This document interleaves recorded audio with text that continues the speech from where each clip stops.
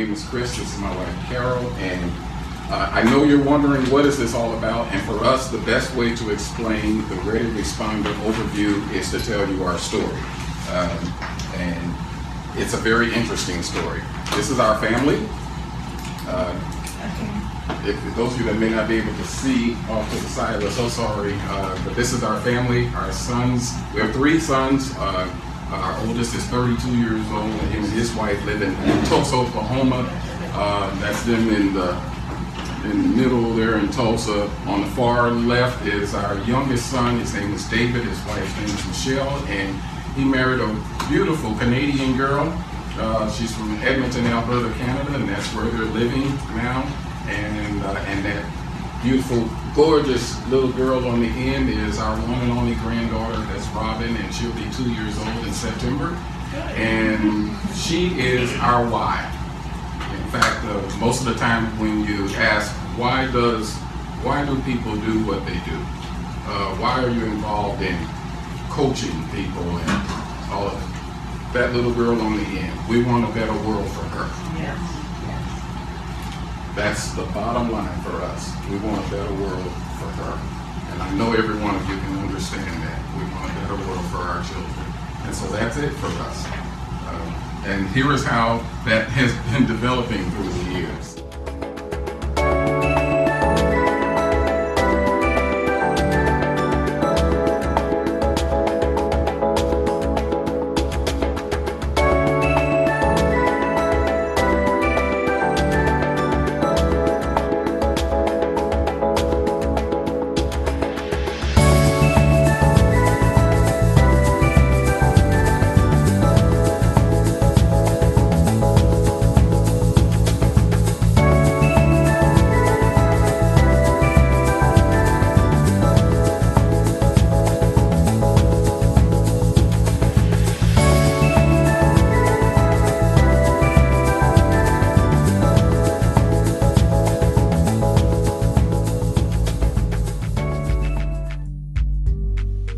I am Dr. Clyde Rivers. I'm the founder and president of I Change Nations, and I'm a World Peace Ambassador. I'm the head of the Interfaith Peace Building Initiative, North American Division. I would like to give a special endorsement to Dr. Chris and Carol Green. They have been trained in our Master Life Coaching program, and they have taken that program into cities, and they have made an amazing impact in cities. Chris and Carol Green are people that I recommend for any organization. If you want to be empowered and your people to move into different arenas, Chris and Carol Green are the 2 people. They will help you understand how to build diverse cultures of integrity and honor, instill the principles of the Golden Rule as they help people develop through life coaching. They're the best. I give them my highest recommendation. I'm Dr. Clyde Rivers.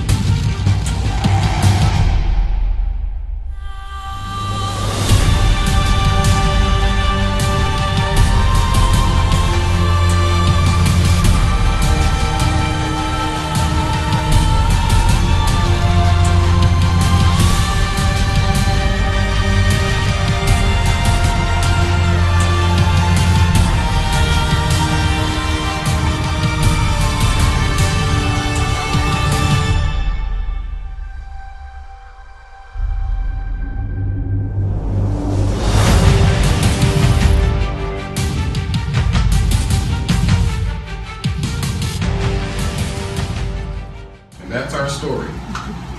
We always feel like a picture is worth 1,000 words, and some of you have taken the time to read through our profile and all of that, but it's a lot better when you can actually just kind of see it in pictures and let someone else tell you what they have experienced.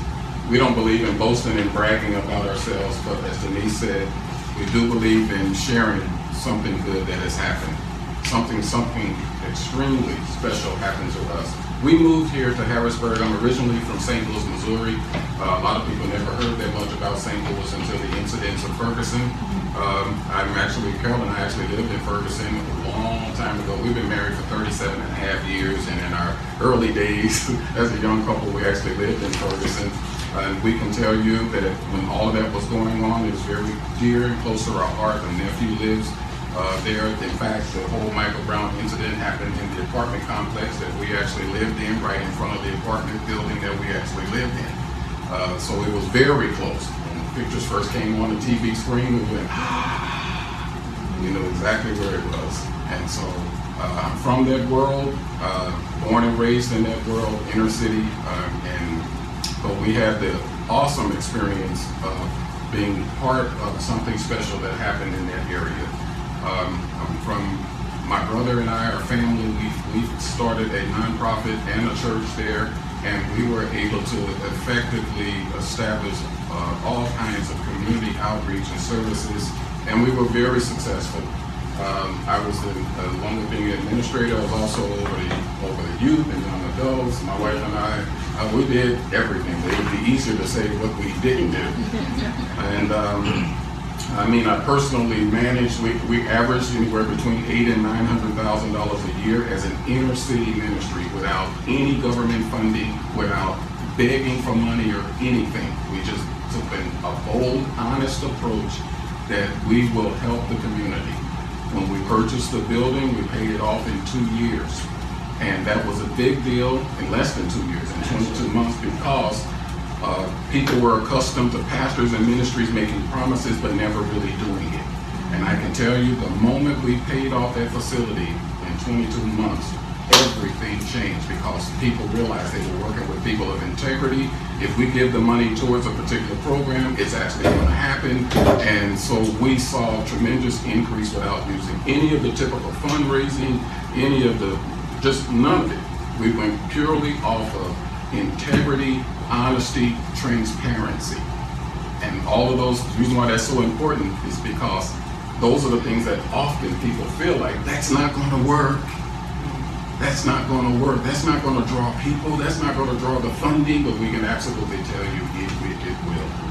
Well, my wife is actually from Harrisburg. Born and raised. And so we met in college back in 1977. Thank you for that compliment of saying you guys don't look old enough to. Thank you for saying that. And after we got married, of course, we lived in St. Louis, and we were there for 24 years, and we served in that outreach and local church, and we had a blast. It was awesome.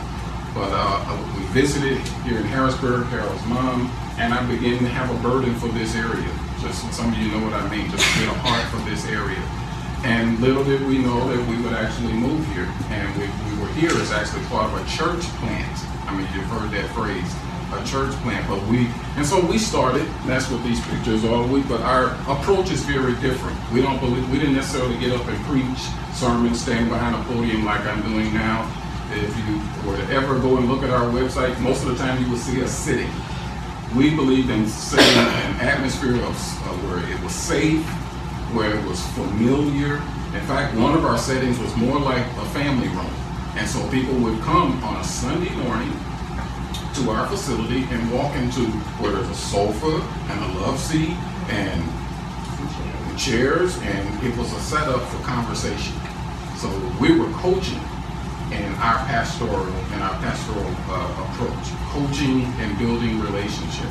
And we did that for 10 years here in Harrisburg. But always in our hearts was to get outside of the walls. We had a great thing going, but we wanted to get outside of the walls because there was only a few people that were even aware of what we were doing. And it was actually good for us. I was disappointed. I wanted it to get bigger and all of that, but we needed to learn Harrisburg. I had to get to know this culture. And we're going to talk a lot about that because I'm from the Midwest, and it's a heavily Southern influenced city. And so I'm more of a Southern kid. And I come to the East Coast, where there's a strong, and again, talk about culture. St. Louis was founded by the French, and lots of Italians migrated there. So you've got all these people from the South, African Americans from the South, with French and Italian cultural influence. So yes, we talk and we're loud and we're expressive and nobody's angry. But if you're not accustomed to people who come from that type of culture, this feels intimidating.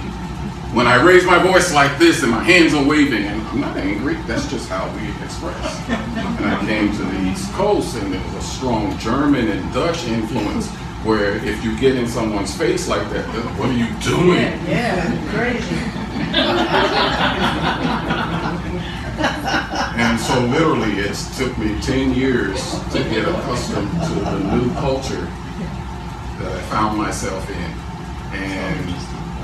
And so we had a huge change. Wanted to get outside of the four walls of a facility. We wanted to get into the community. And the opportunity came for us to do that. And so I actually worked for the state for 9 years. I worked under Rendell, worked under Corbett. And then when Wolf came in, he cleared out all of our departments. I worked in the press office for the Department of Education because that's what I went to school for, communications, can't you tell? Yes. And so we found ourselves out, starting all over again, and we had the opportunity to become certified master life coaches. So we took a year and actually got training in this. Now, one of the things we found out about is that life coaching is greatly misunderstood, because when you hear life coach, you think Les Brown. You hear life coach, you think Oprah Winfrey. And some of you may have encountered people who claim to be life coaches. You go on the internet, you can get a certification for $69. Yeah.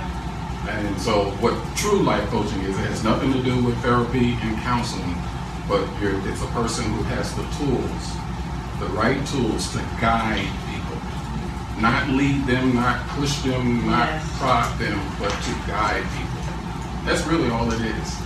And the first place that we had the opportunity to do any of that was actually Pennsylvania Career Link, over on Cameron Street. One of the recruiters there had a program that they called Job Club, and it was set up to help people who had lost their jobs, especially those who had been employed for 10, 15, 20 years, lost their jobs and have to start all over again. Well, of course, these recruiters have to make their numbers, and they got requirements to train people, get them their resumes, and try to find them jobs. And she had the idea, why don't I bring in a life coach to be a part of the process for helping people to start all over again. So she brought us in. And once a month, we would stand before her group of people and simply encourage them and give them little life tips. I think someone who has lost their job that they've had for 20 years needs to hear something like, you were born to do more than just simply work, pay bills, and then die. I think they need to hear something like, which we did, we would say that to them. So your purpose for life isn't over because you lost that job. In fact, you're now equipped for the next place.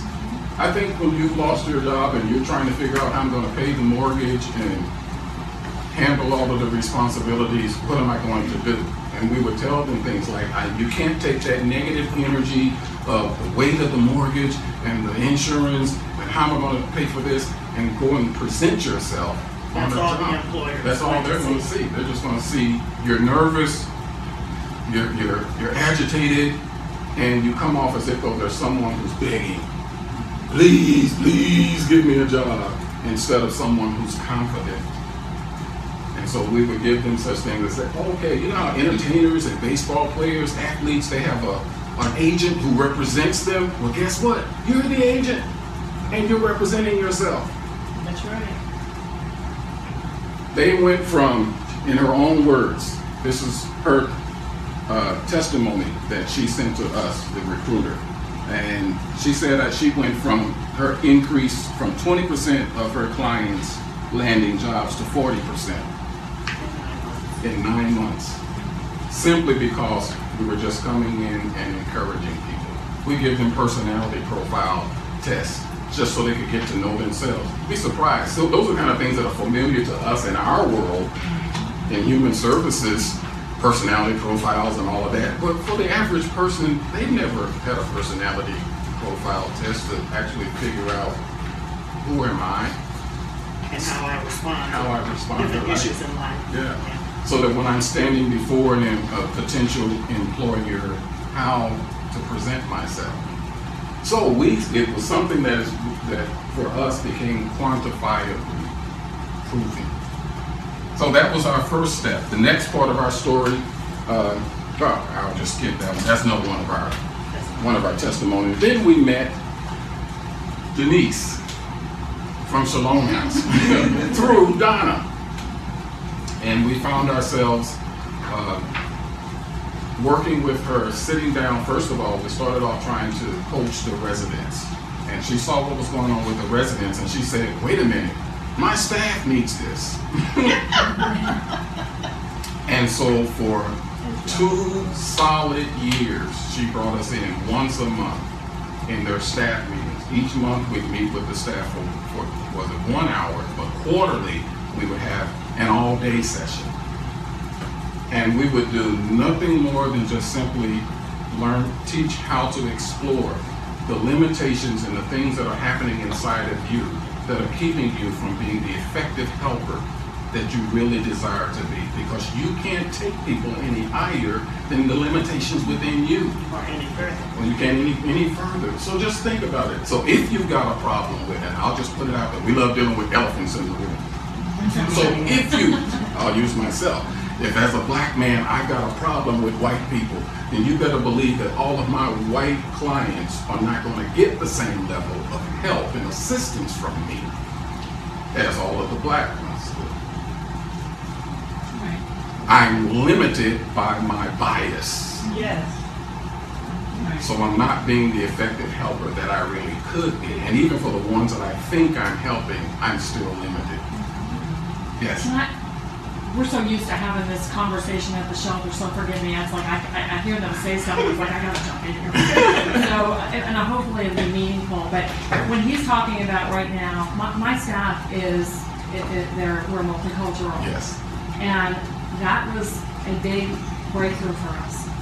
You know, I obviously am not a black woman operating the shelter, but I have black staff who are there, and when we started talking about these things, the realities of, where we were in that stuck place, even though, day to day, we would come together, talk about different things and go about our business. When it came down to it, we had the opportunity to be able to evaluate, where am I stuck in this area? Yes. So I would present to all of you that if there's any stuck places like that in your staff, what they're talking about is going to happen. And if and when I talk about Shalom House being in a culture change, we are now really wanting to present ourselves as a transformational center. And we're using that term because that is really what we're about. We're about seeing people move from where they are, getting to that place of wholeness. In fact, we're actually in the work that Donna's doing, looking at and that grand picture of whole and healthy communities, creating whole people that then participate in creating a whole community. I believe that's what we're all about doing. Yes. Yes. In fact, that leads us to our community care ready responder, the reason why you responded to the email. Well, what that is, before we start talking about helping someone become a life coach, we wanted to at least start off with introducing the concept of people being ready responders. Now, ready responders is not anything new. There are ready responders organization. They go all over the world, like first responders behind crisis situations. But we call it community care ready responders, where even if a person doesn't necessarily have a title or salary position, but think about all of the volunteers that have desired to come into communities like Allison Hill, but they are absolutely clueless as to the culture that they're stepping into. And then this has been our experience, many churches, outreaches, organizations have been frustrated. Why can't I keep volunteers? They went with us. We went into Allison Hill and we cleaned up the neighborhood, but they won't go back. Well, why won't they go back? Is it racism? Is it, what's going on? And it's because we run into these cultural clashes.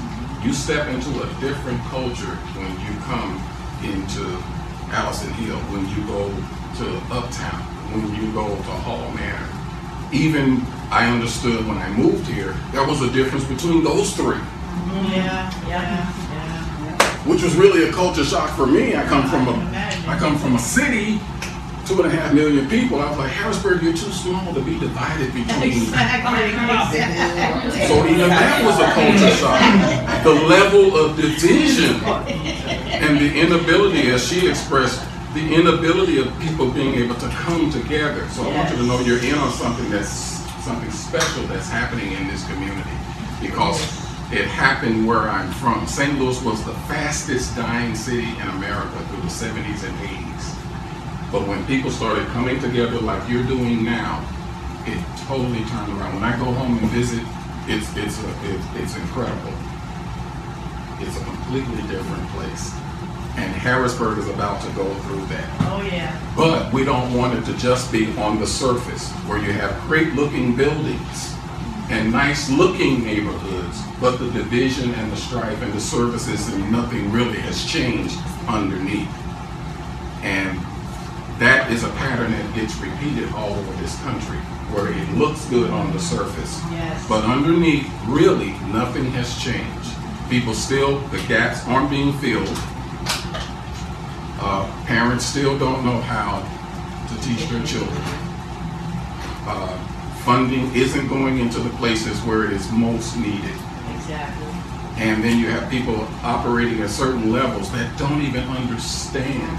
They don't even understand. So we realized that community care ready responders was something that we could introduce as a way for you, and if you have volunteers, staff, to kind of get them acclimated into the world that they're coming into, or get to know each other.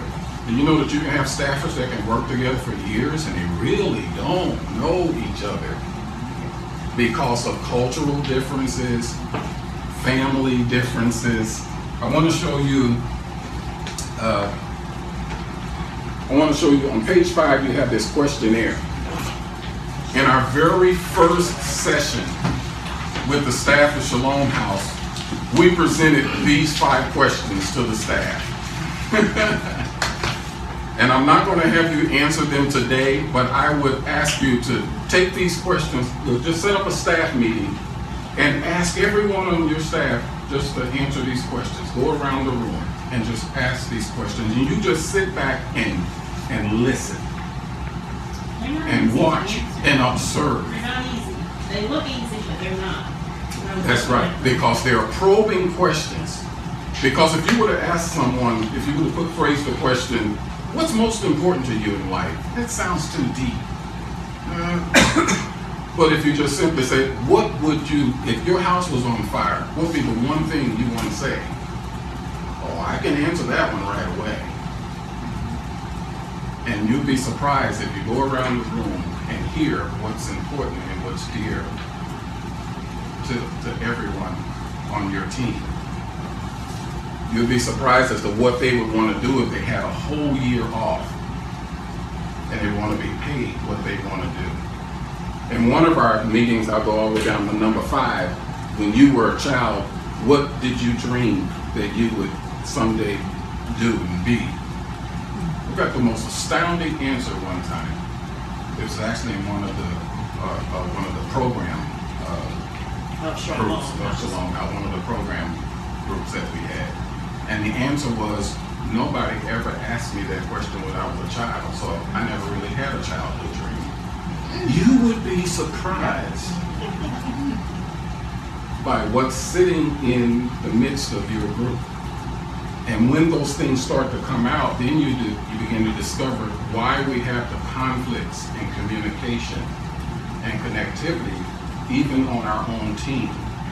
Because we make assumptions because someone is qualified, because they passed the test, that they're ready for this job. But that's not always the case. They have learning, but not necessarily experience. Yes. Right. Experience makes a difference. It really It really does. Absolutely.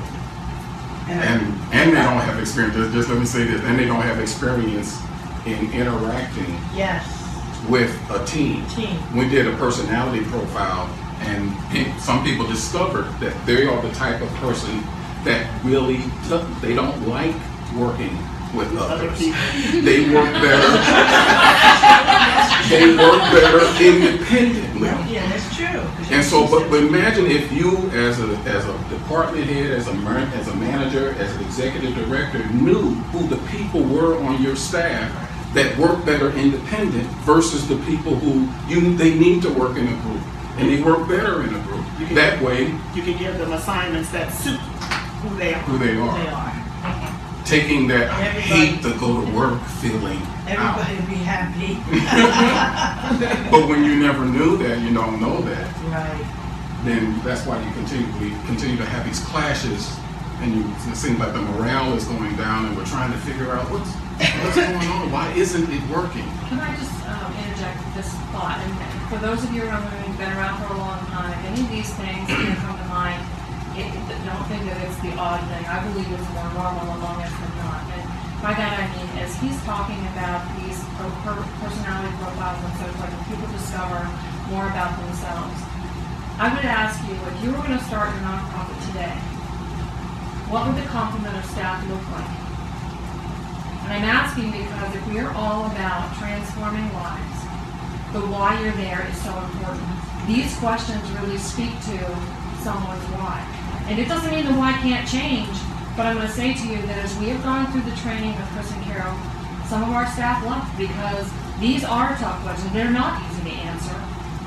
And when you start asking the questions and discovering where you are, because ultimately the culture and the vision of Shalom House is about transformation. And if you're not willing to go through those tough questions for yourself, the culture isn't going to change. We've decided this is where we're going to be. And so somebody that isn't ready for that is going to continue to come in and continue to be uncomfortable and continue to feel like they don't belong there. Yeah. So I'm going to ask you, and honestly, in December of last year, we had come through all this, and then I went to them and I was like, something funky's going on here. and it was like, we're just starting over. We're going to start over. And as of the beginning of 2018, we basically said, if we're going to be about transformation, you need to be on board with that. And so your attitude needs to be right, and Yes. all the different things all the things that he's been talking about, they've been talking about, it starts flushing all those things out. So I believe that every one of us is being called to a much higher place, and we have got to manage that level of accountability without any excuses whatsoever. In my mind, time is short. Yes, it is. And it's on us and folks like us to come together, like-minded, supporting each other, having times like this where we can get renewed, refreshed, and remember why we're here. Yes. Because if we carry the why effectively, we'll bring people up with us. I want to show you a video clip. Talk about getting past your own limitations. This is from some of you may have seen this on social media. It's from a wedding reception in New Zealand. And it's I think it's an indigenous people group. And during the wedding reception, they perform a war dance and war cry that's deep in their history. And they're making all kinds of faces and beating their chests and sticking their tongues out, and eyes are getting big and all of that. But I want you, as you're looking at this, pay attention to the bride and groom. In spite of all of the things that you're looking at, watch the bride and groom.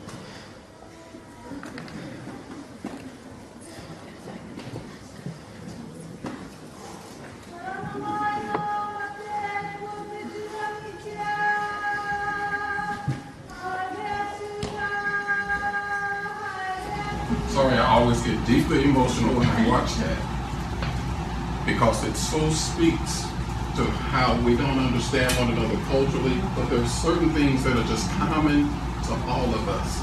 And even though I don't know the language, I don't know what all the facial expressions mean, but when you see that bride break down and cry like that, and then her husband join in, and then she joins in, I don't have to know. I don't have to know the history, and I don't have to understand the facial expressions. And I think it speaks to how we are as a people in this city. There are times when, I'll just be honest, that sometimes from the Latin community, to me it's, but I understand tears. I may not understand the language and what you're doing and all the expressions, but I understand tears.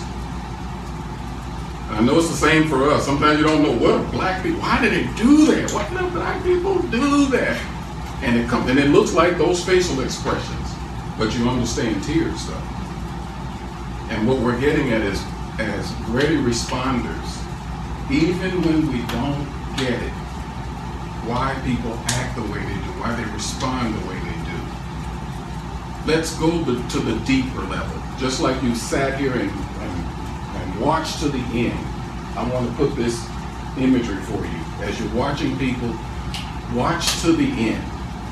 Don't get stuck at the beginning of the video where you see the facial expressions and the hands waving and the loud voices. Some of you, all of us, we've walked the neighborhood and you've seen people going off or in fights and all of that, and we just want to get away from it. But I bet if you stayed to the end, you would have seen the tears and the pain behind the fight or the screaming, or even the despondency. Think about all of the people that you've had gone through your program, and they keep starting and stopping and starting and stopping, and they're frustrated and you're frustrated. But if you stay with them to the end, you'll get to what the pain is, or what the hurt is, or what the disappointment is. And as ready responders, what we're being called to is to get past that knee-jerk reaction that says, I don't understand this, I just want to get away from it. The thing that will change Harrisburg, if all of us from all of our various communities, all of our various agencies and organizations, ministries and churches, we've got to get past that initial knee-jerk reaction that says, oh no, I don't get this. Dismiss it. Yeah. Belittle it. Yeah. Yeah. Don't dismiss Push it. it Don't aside. don't minimize it. And Denise can tell you, don't try to label it. Don't try to put it in a category. Allow people to just be human for a minute. Just to give an example that you're very familiar with, when going back to really looking at ourselves as a transformational center. Let me first ask you, when you think transformational center versus emergency shelter, can you understand that different things come to mind? Yes. So we had our first group of staff come through life coach certification, and we decided as of the beginning of this year that everybody on our staff would be life coach certified. I just believe in the value of it, what it brings to the table that much, and I don't want to be a part of the problem.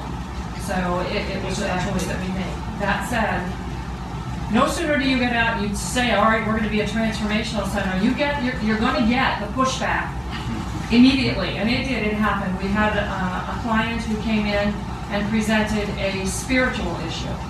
Najura was there, you were there. Were you there? Maybe not.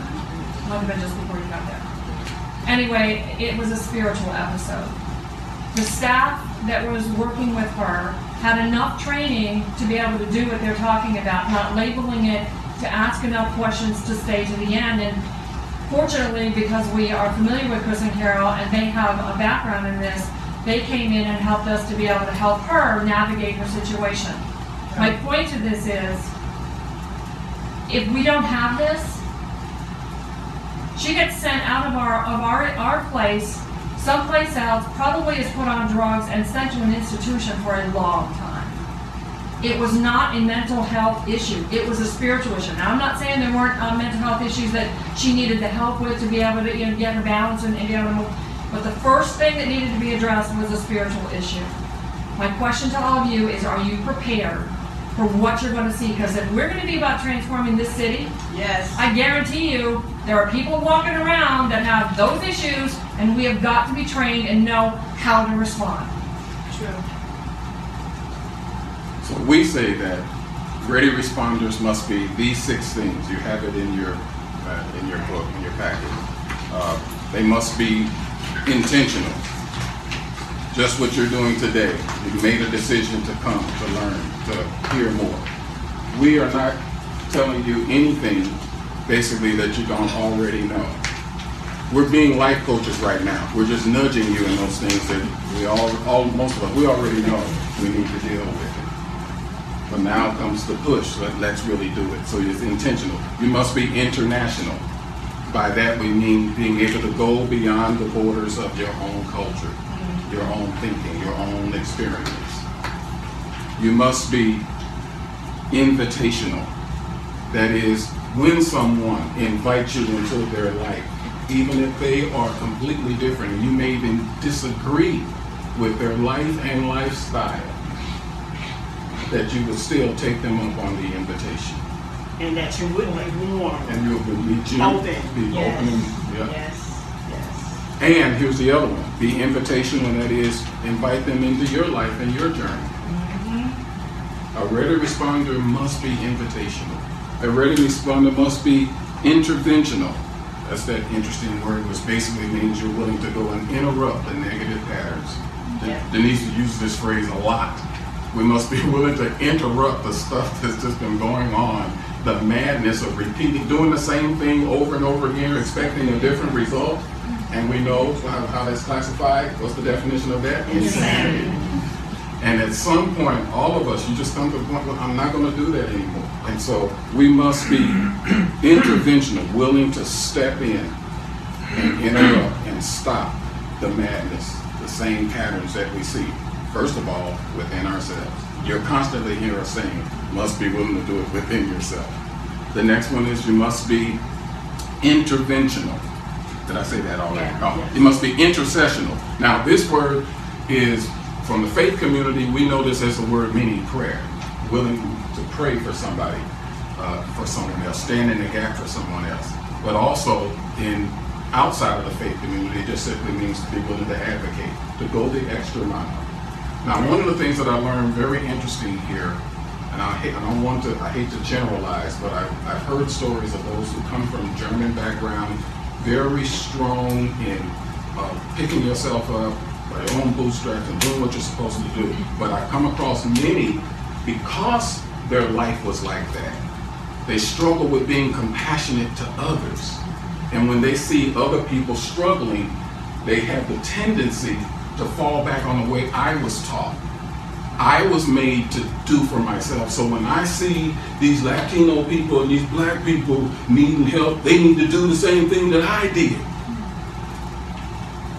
But can I tell you, without insulting your culture, that even where you were told to pick yourself up and do what you need to do, somebody did help you along the way. Yes. And you may say, no, they didn't. Yes, Yes, teacher, some coach. How about when you were in college and your roommate stayed up with you, talking with you about your problems? Somebody helped you get to where you are. Some professor outside of their normal class time took time with you. So yes, you still have that feeling of I did it myself, but if you really think about it, there were others who came along in your life that helped you get there. And what we're saying, a ready responder must be willing to step beyond my cultural thing that said, pull yourself up by your own bootstraps. And when I see others who don't seem to be doing that, push past that and go, no, somebody helped me, and I'm going to pay it forward. That's what we mean when we say that. And then you must be inventional. That's the word I made up, actually. The word is inventive. But it had to fit with the rest of them. And this is the basis of our ready responding and our coaching, to be innovative, to be willing to be creative, You hear words like step outside of the box. You know, when an evidence-based practice isn't working anymore, this is what Ready Responders is about. We're not trying to say all of your people need to be trained in all of these things. It's impossible. But before you send out, just think about local churches. You want to send volunteers to help in the community. You want to send volunteers to help at the women's shelter. Before you send them, there are some things that they need to be aware of. Right. And They don't have to be trained in it, but just to be aware. Here's what we're presenting, because what you're discussing is not what this setting is about. We're not going that deep. That's right, but I did want to get my deep. What we're talking about is how to get the people that we're working with on our staffs to work together.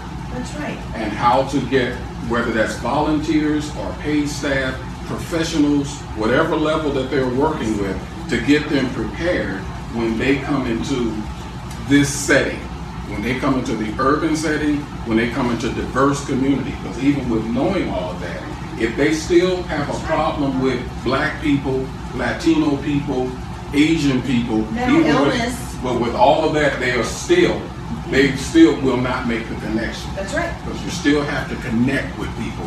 Is what exactly right. Is what the Ready Responders is about. Having the ability to connect. So the entire content of the course that we usually go through, and all we did was just give you guys just a small portion. But for instance, if we were to come to your group, if you were to bring us in, we would talk about urban outreach foundations. We talk about soul care, culture and core value differences. We talk about damaged goods. We're talking, which is much of what you're addressing. We talk about understanding the struggles of a community in depression and grief. We give 5 steps to connecting with people. We provide the profile of a ready responder, and we gave you part of that today, the 6 N's of the community ready responder. And we talk about grow, which my wife mentioned, being genuine, respectful, open, and warm. And that pretty much is what the ready responder is really all about. We use that same principle where we gave you those 5 statements. So if, for instance, when we're talking about soul care, we actually just throw these statements out and let your people wrestle with these. Ask yourself why you want to be and help involved in someone who's in crisis. Statements like personal experience is good, but be careful to not project and transfer your life and your feelings into the people that you are helping. But you'd be surprised as to how many people don't know this. They'll just jump on board and say, I want to go and help at the shelter. But then they get in the shelter and they start. I remember when I was homeless and they're trying to relate to the ladies based off their personal experience, and that's not helping. But they don't know. And so all we're saying is we're just giving you some of the things to make people aware of, even some who may be even trying to come in and volunteer where you are.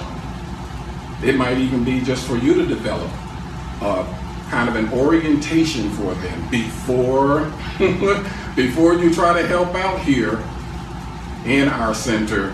There's some things we need to kind of get you ready for. And it's just what we notice is that during our years of meeting with people in that little small room, we talk about damaged goods, all those are the same things I've already covered with you.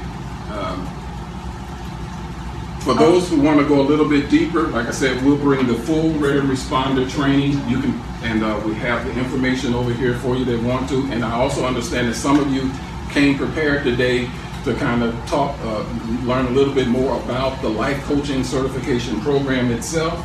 And we really don't have time to get into all of that, but we can let you hear testimonies. I'm a retired state police officer, community activist, and trainer facility, all those wonderful things. But, and I came to this class, thank you, through Shalom House, where I am employed and work. And life coaching, this innovative leadership life coaching program was amazing. Very interesting. You condensed a lot of information into a very short period of time. But everything, I can almost, you asked us to talk about those areas that were really important, you know, where we were impressed and really impacted.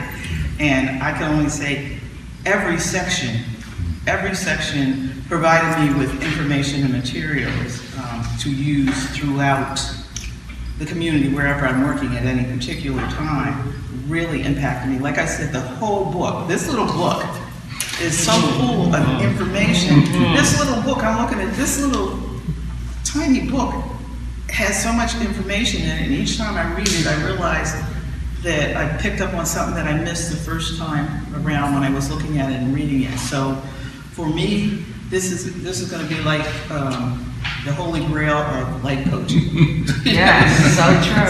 So true. This I have learned a lot in here. I've had a lot of different trainings, but life coaching has really helped me. This has really helped me a lot. But I want to thank you guys for this, because it has been, I mean, seriously. You know, I am grateful for the class. I'm grateful for everything that's in this book. You know, whatever the cost is, it can't compare for the wealth of knowledge that's here. That's right. And, you know, so I would just encourage anybody, you know, and I mean, I even went back to the pastor and said, listen, how do we get one person on a leadership team a quarter? You know, to get, you know, I encourage this for everybody, you know what I mean? Because how can you stand before people and call yourself a leader and you're not understanding basic principles to lead? That's it, You know, yes. and if you're not willing to put in the work, then you don't have the right to hold the title. This course is just so valuable that actually no amount of money that could be paid for this course would be too much.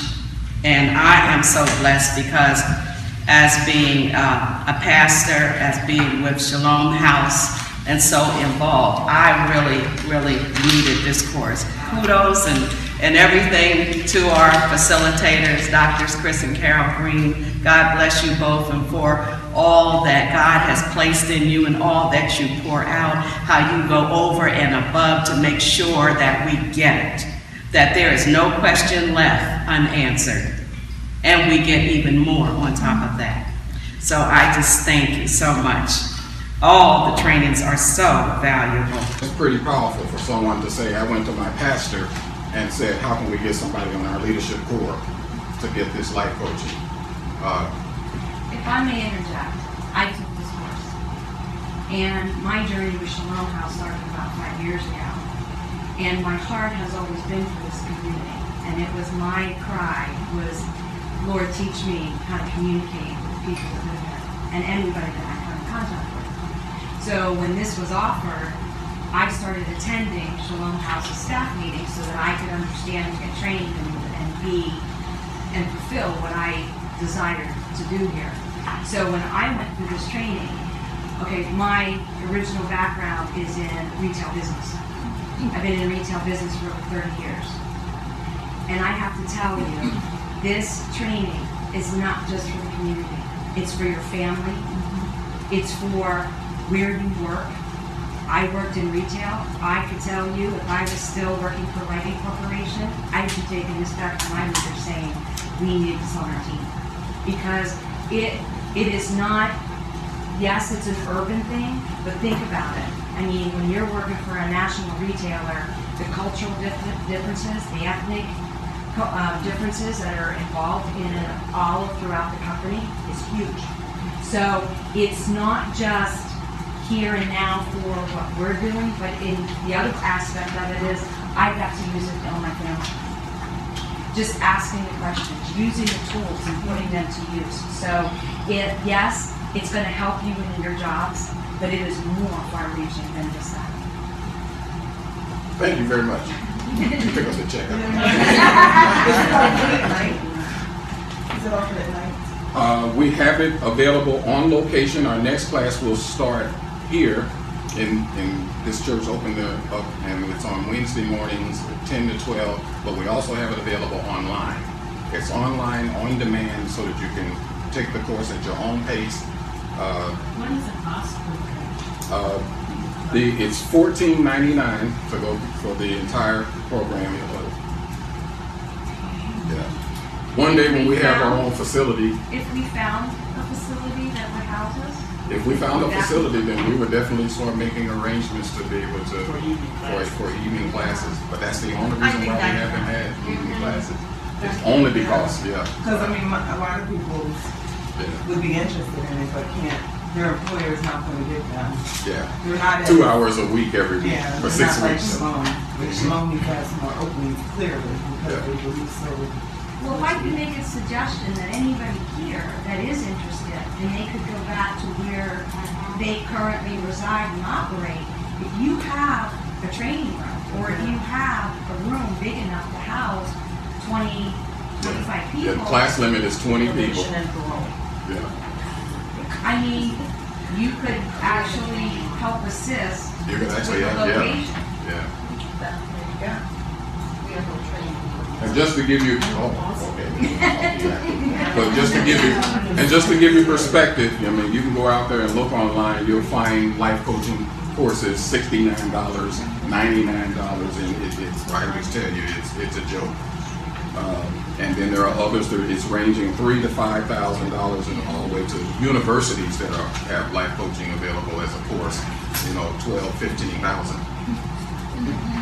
But for our normal price is $14.99, but we said summer, we're doing this for this, our summer class, making it $7.99. We actually work with an organization called I Change Nations and a seminary called the United Graduate College Seminary International. They're the ones who trained us. And so they allowed us to take the course, customize it, and present it in our community with our people here. So basically, and so the last class that we went through, we did take the time to record it because we started getting calls from Baltimore and Philly and even back home, St. Louis, people that were willing to fly here to Harrisburg to take the course, but they wanted to do it in one day. I said, well, you can't do it in one day. I won't do because you could play the game and we'll cram it all into one day, but you really didn't. You don't really get it. It really does take 6 weeks to get through. But that's to tell you that it's starting to get there. So we made it available for online if you can, but I understand you're not an online learner. But there are people that are out of state that are taking it now because they can't get here.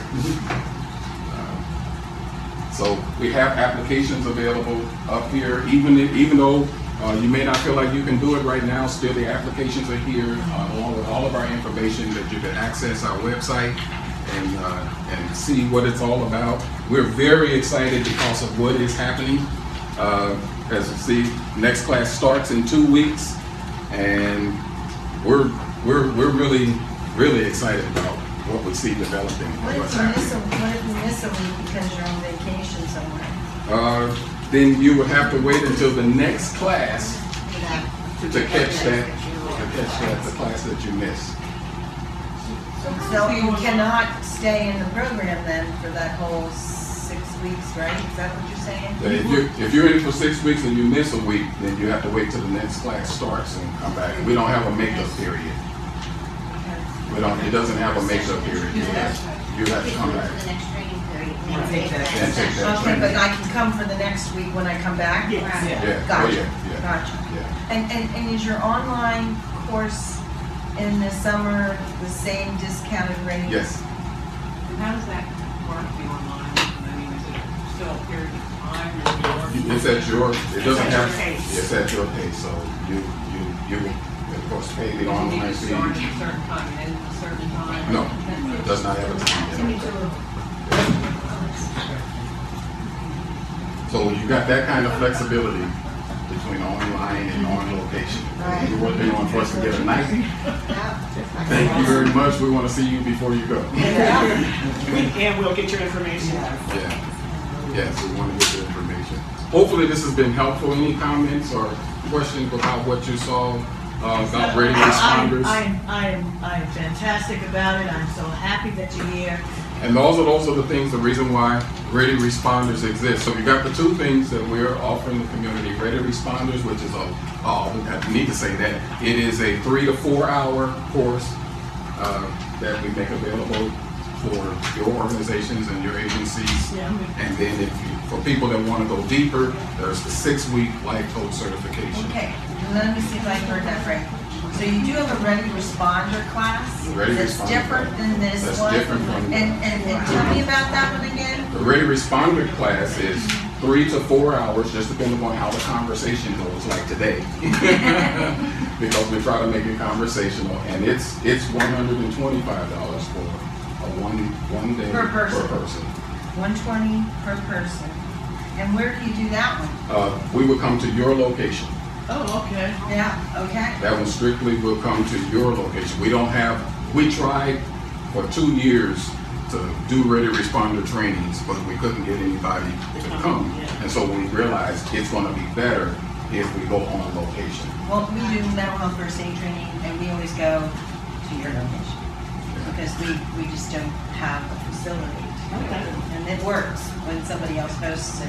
When somebody else hosts it, I get it, like what we. got it, like- So that's why we're here in the church allows us to use this facility. Right. And normally we're downstairs. Even this meeting today, we would have normally been downstairs, but we had a funeral. Now, your ready responder is not online. That's not online, yeah. Because the interaction and the talking, it's more conversational. Because like I said, we make these statements and with people around the room and we wrestle with it and talk. So it's not a lecture. It really is more of a conversation, but it's a guided conversation. And again, if I can make a suggestion, anybody that doesn't have a facility, to be able to house something. I mean, one thing Denise and I are like just totally on the same page about is, we're all about collaboration. We're all about building partnerships. So if there's someone else here, or you want to, we can reach out and see if maybe we can make the church available for you to hold a ready responders class. You know what I mean? I mean, please don't feel that there's any limitations. We take the approach, there's no limits. There's no limitations to what needs to be done. There is a way, and we'll find a way together. So for instance, you get a facility that we could do the night class. Since we have all your emails, we would send that email to tell everybody we can do the night life coaching class. Or if a facility becomes available to do the ready responder training, you would all get an email saying where it is and the date and time and all of that. But we would not harass you for weeks and weeks and weeks to enroll. We'll just send you one email to let you know it's available, and that's it. How many people do you need to come to do an ready responder training? Ready responder, we like to have at least 8. At least 8. And the life coaching has a maximum of 20, and the smallest class we've done has been 4. Now, you're available to talk to the groups too, like different groups like the YMCA and churches and stuff? Yes, in fact, we do Okay. that. We've spoken in many churches on Sunday mornings, Sunday night, Wednesday night.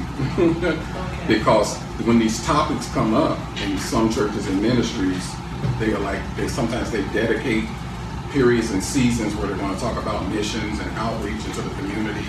And so we are available to come in and talk about just the things that you need to be aware of when you're going into it. And we just didn't mention that, but you saw it in the profile. We are ordained ministers. I pastored for 27 years, so I wouldn't be just somebody coming in talking. Right. Do you have a maximum for your R&R? Your Ready ready responder. responder. There's no maximum. Okay. Yeah. Only the life coaching has a maximum, because I don't want it to get so big that we lose the interaction.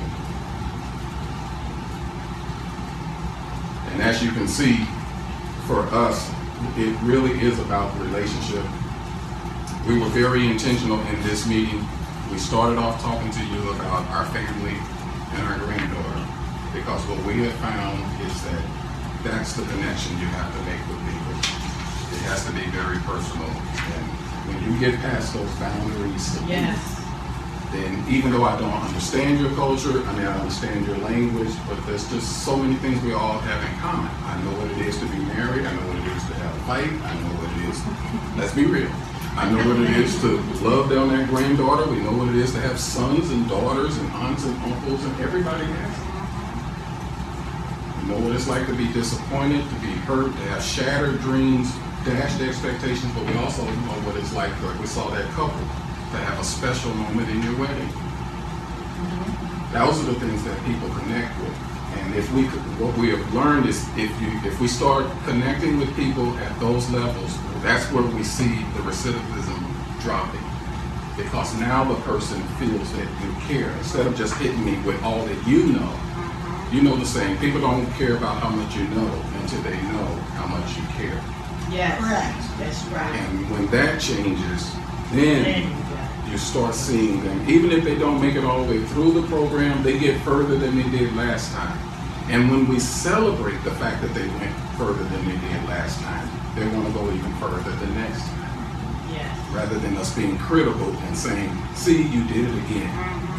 I'm tired of going through this program over and over again with you. You're wasting taxpayer money. You're wasting money that's coming in from the stakeholders and all of that. But that's not where they are. All they know is I'm in pain, I'm hurting, and like you said, they're disconnected. They don't know. But when they find out that I'm a mom, we can say things like that. Look, I'm a father, I'm a husband, I'm a brother. I may not know exactly what you feel like and what you're going through, but I know what it is to be human. That gets to the core of beginning a solid relationship. Building a relationship. Isn't it funny that with all of the technology and all of the education and everything that we have, it always comes back to one-on-one relationship with people. And then for those of you who are people of faith, then you know that being able to point people to God and a power higher than themselves, outside of themselves, man, we can't lose. A power higher than us too. Yeah, higher than the phone, right? Power higher. Higher than the Because I think computer. that's where relationships are really severed and struggled, because we're so used to emailing and texting. Yeah. I mean, my daughter texted me from upstairs the other day, and I completely ignored her completely. Yeah. She said, "Why didn't you respond?" I said, "Why didn't you come talk?" Come That's down. exactly. I mean, I had to model it for her to get it. Yeah. You know. Yeah, we've lost the nuance of conversation. Yes. And spelling. And we don't know what it is to. And that's part of the reason why one of the things that we bring up in our coaching is that today, when you disagreement, in many people's mind, disagreement equals hate. If you were to use an equation and put it in words, it would be disagreement equals hate. And that's because we've lost the nuance of conversation. If you understood conversation and connecting with people, you would know that just because I disagree with you doesn't mean I hate you. You think I hate her because we have disagreements? But since we don't have that anymore, we live in a social media driven phone, so when I disagree, I just delete. Yeah. Or block. Or block. Because now I don't have to have a conversation and get into your, like we said, ready to respond, to be invitational. Invite you into my world. Take the invitation into your world and find out that we're both saying the same thing. Yes, but that way I don't have to deal with my pain. I don't have to deal with my issues, with my own disconnect. But I'll tell you that, does it deal with like, okay, you want to help somebody and they, you don't agree with them, okay? And they're angry. Yeah. And then you just shut down. I mean, you just decide, well, I'm not gonna go any further and discuss this with this person anymore because I don't want to say anything that is going to hurt them. I don't want to say anything that's going to get them even more angry, so you just shut down. So are you telling me you're going to train people how to get past that and continue to help that person even though they have anger issues so badly that you just shut down because, whatever you do. Then there's some people that can deal with things, and there's some people that can't. And if they know themselves, then they know what their limits are. So therefore, if you find yourself not able to be compassionate and you have you just, this person right here, I can't stand it for some reason, I don't even know why. then you just alleviate yourself from that problem, and then you take it to somebody else. How about you love the person, and the person is, I mean, this is where I want to know if you're going to be training us to be able to love the person, we still love the person, God's child, but God's child is so angry. And how do we cut to the quick on that is the relationship that you're talking about, where we just say, you know, I know you're angry at me, but you know, we both have similarities here, let's go from there, or, because I know that in family relationships, I can just shut down then, I mean, I can just walk away, because I feel like nothing is gonna work. You have that choice. But you're dealing with, I'll put it to you this way, when we said that we've been married 37 years, you better believe that wasn't 37 years of one person's opinion over the other. I did most of the talking today because a strong black woman. But we came from different cultures. Yes. In her background, her family didn't talk and didn't communicate. Therefore, when she entered into our relationship, she shut down. She shut down because she didn't have the ability. She didn't grow up knowing how to do that. That's right.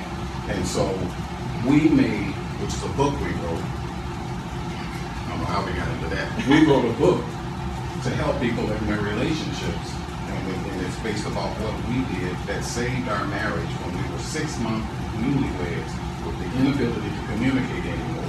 And what we did was we sat down and we made a pact. And our pact was this: no matter how you say what you say to me, I will choose to believe that you love me, and I will choose to believe that you're meaning it for my good. Right, that's a good way. Until we can get to the place where we can learn each other's, we call it learn each other's alphabet, language, background. But you know, I'm German Dutch, so you probably understand why I shut down. Yeah, I understand. But that's what it's funny that you bring that up, because that was exactly right. And that's what you come to. I have a relative who is very angry, and when I cannot get past the anger, I do have to step away. I don't shut down. I give him time. I come back at him. I keep coming back. It's a process. It just takes time. Because one of the things in that process is the understanding that you're not responsible for their response. Right. And one of the things we teach is learning how to not personalize confrontation. Right. So that their anger, you don't take it. It's not you. It's their problem, not yours. But it's hard. I'm not going to sit here and say that that's easy to do, because their words are harsh. Oh yeah. But when you're able to get to that place where you are healed enough that their words doesn't damage you, because you realize it's their problem, not yours. Yeah. And there's our marriage and relationship lesson for today. Thank you guys so much. We went